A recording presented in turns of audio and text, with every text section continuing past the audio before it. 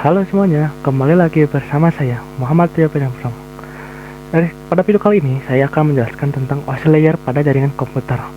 Langsung saja ke ke pengertiannya. Pengertian OS layer. OS layer atau Open System Interconnection. Layer adalah sebuah model konseptual yang dibuat oleh OSI, yaitu International Organization for Standardization. Model ini membagi proses komunikasi data dalam jaringan komputer menjadi 7 lapisan yang terstruktur. Tujuan utama dari model ini itu menstandarisasi cara kerja jaringan sehingga perangkat dan perangkat lunak dari vendor yang berbeda dapat saling berkomunikasi. Lalu 7 lapisan OS layer. 7 lapisan OS layer bekerja secara beruntun. Dimulai dari lapisan yang paling dekat dengan pengguna, yaitu lapisan 7, hingga lapisan yang paling dekat dengan perangkat keras fisik, yaitu lapisan pertama 1. Ini langsung saja ke lapisan yang paling dekat dengan pengguna, lapisan 7 atau application layer. Fungsinya, lapisan ini adalah antarmuka langsung antara pengguna dan aplikasi yang menggunakan jaringan. Lapisan ini menyediakan layanan jaringan untuk aplikasi seperti transfer file, email, dan browsing web. Contoh protokolnya adalah HTTP atau Hypertext Transfer Protocol atau FTP, File Transfer Protocol, ada juga SMTP yaitu Simple Mail Transfer Protocol, dan DNS Domain Name System. Lalu ke lapisan 6 atau Presentation Layer. Fungsinya, lapisan ini berfungsi mengubah format data agar dapat dipahami oleh lapisan aplikasi.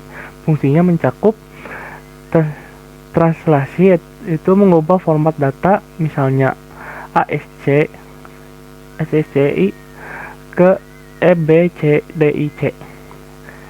Lalu ada deskripsi atau deskripsi, mengamankan data dengan menginskripsi sebelum dikirim dan mendeskripsi saat diterima.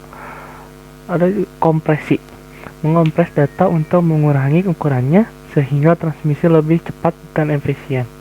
Contoh protokolnya SSL, Secure Socket Layer. Ada juga TLS, Transport Layer Security, juga JPNG dan MPEG. Lalu lanjut ke lapisan kelima, yaitu Sessional Layer. Fungsi lapisan ini berfungsi mengendalikan, membuka, dan mengelola sesi atau koneksi antara dua perangkat. Lapisan ini memastikan komunikasi berjalan terstruktur dan dapat dipulihkan jika terjadi gangguan. Contoh protokolnya NetBIOS atau Network Basic Input Output System, RPC, yaitu Remote Procedure Call. Lanjut ke lapisan 4, itu Transport Layer. Fungsi lapisan ini bertanggung jawab untuk mengirim data secara end-to-end dari sumber ke tujuan. Fungsinya meliputi segmentasi, yaitu memecah data menjadi unit kecil disebut segmen untuk dikirimkan. Lalu ke kontrol aliran, yaitu mengelola kecepatan pengiriman data agar tidak membanjiri perangkat penerima. Lalu ada deteksi kesalahan. Ini berfungsi untuk memastikan data sampai di tujuan dengan utuh dan benar. Contoh protokolnya TCP, Transmission Control Protocol, untuk pengiriman yang andal, dan UDP, User Datagram Protocol, untuk pengiriman yang cepat tanpa jaminan. Lalu lanjut ke layer lapisan ketiga, yaitu Network Layer. Fungsi lapisan ini berfungsi menentukan jalur terbaik untuk mengirimkan data dari satu jaringan ke jaringan lain. Fungsinya meliputi pengamatan logis, menentukan alamat logis, itu IP address dari perangkat sumber dan tujuan. Routing, memilih jalur terbaik untuk paket data, unit data atau paket. Data itu adalah paket. Contoh protokolnya IP, itu IP protokol, dan ICMP, Internet Control Message Protocol.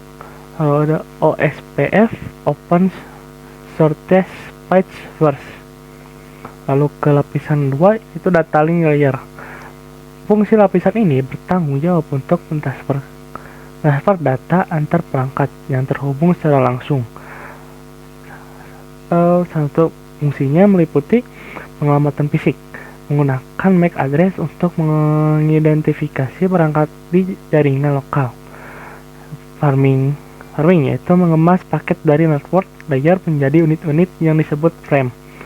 Lalu ada deteksi dan kompresi kesalahan, mengelola kesalahan yang mungkin terjadi selama transmisi di media fisik. Unit datanya adalah frame.